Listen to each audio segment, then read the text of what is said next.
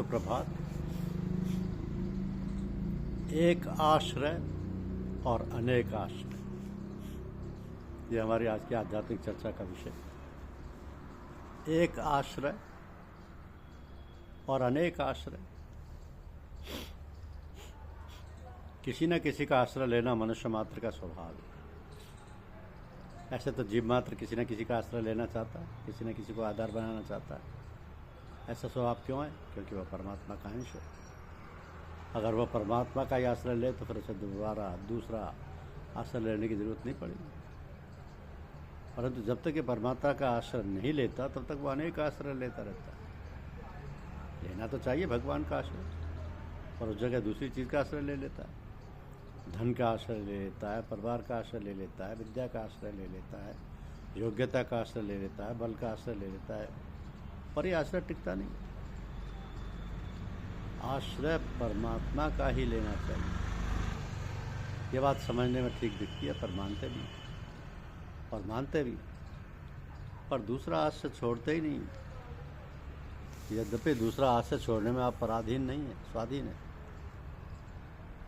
परंतु दूसरे का विशेष आश्रय लेने से, उसका सुख पाते रहने से अपने में एक ऐसा वहम हो गया है कि इनका आश्रय छोड़ने पर हम कैसे रहेंगे, कैसे जिएंगे, हमारा निर्वाह कैसे होगा। ऐसा भाव होने में अपने में ये कायरता आ गई कि इनका आश्रय हम छोड़ नहीं सकते। जब गाढ़ी नींद आती है उस समय किसका आश्रय रहता है? किसी का आश्रय नहीं रहता, परमात्मा का भी आश्रय नहीं रहता। उस अवस्था में एक बेहोशी रहती है। बेहोशी में संसार का आश्रय तो छूटता है, पर मूर्त का आश्रय रहता है। ये जो वहम है कि संसार के आश्रय के बिना हम जी नहीं सकेंगे, तो फिर सुसुप्ति में आप कैसे जीते हैं? सुसुप्ति में संसार का आश्रय ना रहने पर भी आप रहते हैं। कृपया करके एक और बात की तरफ आप ध्यान दें कि संसार का आश्रय लेने से इतना सुख नहीं मिलता है जितना सुख संसार का आश्रय छोड़ने से नींद में मिलता है। तो संसार का आश्रय छोड़ने से जो सुख मिलता है, जो ताजगी मिलती है, जो काम करने की शक्ति का संचय होता है, वो संसार का आश्रय लेते हुए नहीं होता। शक्ति का संचय दूर रहा, उल्टे शक्ति खर्च होती है। धन, परिवार, बुद्धि, योग्यता आदि किसी का भी आश्रय लेते रहने से आप बेचैन हो जाते हैं, थक जाते हैं, आपकी शक्ति छीन हो जाती है, फिर आप सबको छोड़कर सो जाते हैं। सोते सोते आप में पुनः शक्ति आ जाती है। इस प्रकार संसार का आश्रय छूटने से आपके पास बहुत विलक्षण ताकत आई, और परमात्मा का आश्रय लेने से ताकत का कोई पारावार नहीं रहेगा। इतनी असीम अपार ताकत आएगी कि फिर भय और चिंता रहेंगे ही नहीं। उसी के लिए कहा है कि यम लब्ध्वा चापरम लाभम मन्यते नाधिकम तत्। उससे बढ़कर कोई लाभ नहीं है ही नहीं, होगा नहीं, हो सकता नहीं, परंतु वह आसमान का आश्रय छोड़ने से ही मिलेगा। आपसे गलती ये होती है कि जिसे आप आसमान मानते हैं, जानते हैं, उसका आश्रय नहीं छोड़ते। जब ध्यान करते हैं, कीर्तन करते हैं, चिंतन करते हैं, पर साथ साथ नासमान का आश्रय भी रखते हैं। पर नासमान संसार का आश्रय सर्वथा छोड़े बिना परमात्मा का आश्रय पूरा नहीं लिया जाता। पूरा आश्रय लिए बिना पूरी शक्ति नहीं मिलती। परमात्मा की तरफ से कोई कमी नहीं है।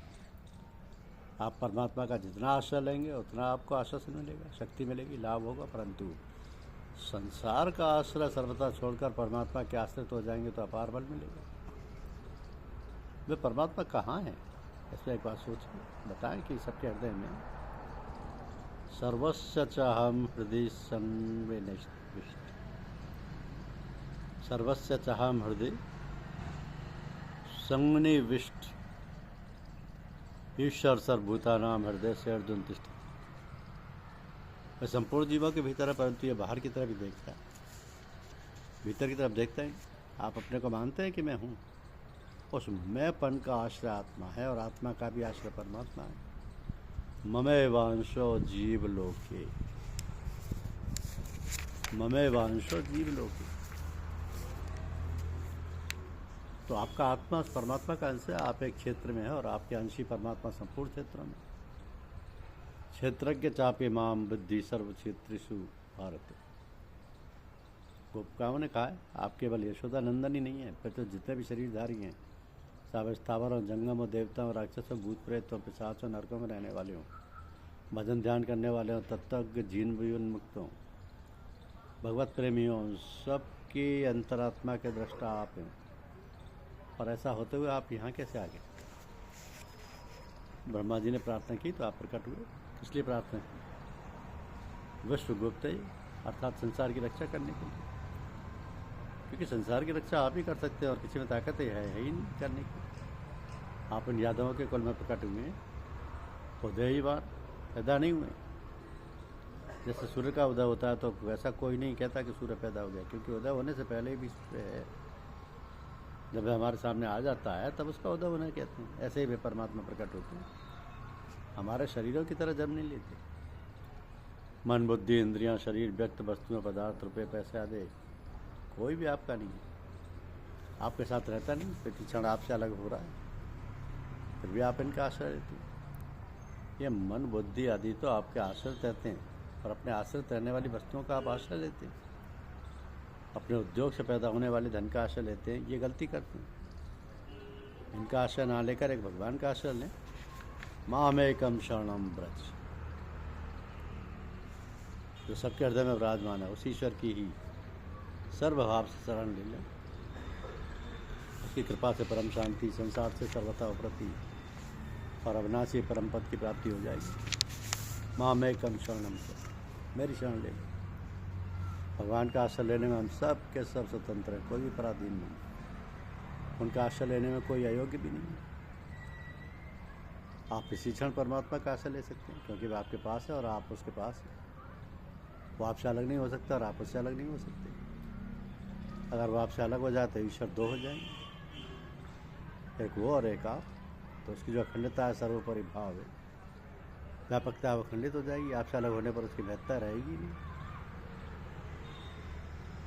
तो वो आपसे अलग हो ही नहीं सकते। आप भी उससे अलग नहीं हो सकते। हाँ, आप अपने को उससे अलग मान सकते हैं पर अलग हो नहीं सकते। ऐसे आप अपने संसार के आश्रित मान सकते हैं पर आश्रित हो नहीं सकते। आपने शरीर का आश्रय लिया, धन का आश्रय लिया, पर क्या आप इनके आश्रित रह सकते हैं? इनके आश्रित कोई रह सकता ही नहीं है, फिर भी आप इनका आश्रय मान लेते हैं। ये गलती करते हैं, क्योंकि ये निभने वाला नहीं है, इनका साथ रहने वाला नहीं है, ये सब छूटने वाले हैं। अतः इनसे विमुख होकर एक भगवान का ही आश्रय लें।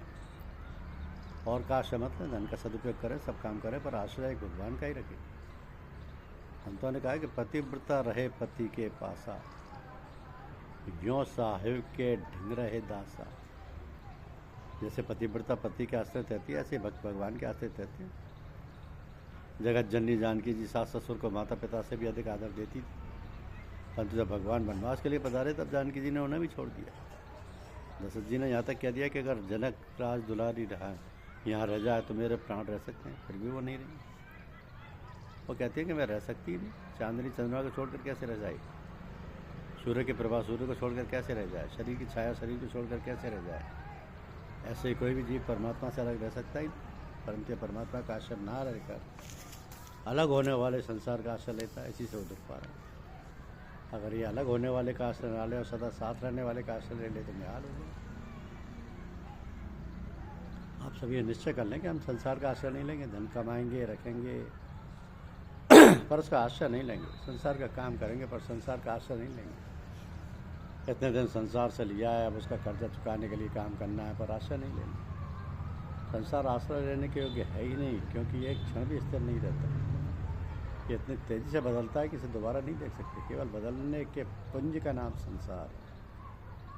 जैसे भगवान कृपा की ऐसे ही संसार बदलने की, बदलने के सिवाय इसमें और कुछ है ही नहीं। ऐसे संसार का आश्रय अपने आपने मान रखा है, और इससे विमुख होकर केवल भगवान के चरणों का आश्रय ले लें, और अभी ले लें। मेरे तो गिरधर गोपाल दूसरा न कोई, एक वाणी का नाद धान की, सो पिए जाके गति न आनी। दूसरे का आश्रय ना लें, सर्व भाव से भगवान की शरण हो जाए। तमेव शरणम गच्छ सर्वभावे, स सर्वविद भजति माँ सर्वभावे। सर्वभाव भज कपट तज मोह परम प्रिय हो। सर्वभाव भज कपट तज मोह परम प्रिय सोई। वास्तव में भगवान के साथ आपका स्वतः सिद्ध घनिष्ठ संबंध है, बदलने वाले के साथ संबंध ना हो। बस इतनी सी बात है। धन्यवाद। यूट्यूब चैनल को लाइक और सब्सक्राइब अवश्य कीजिए। शुक्रिया।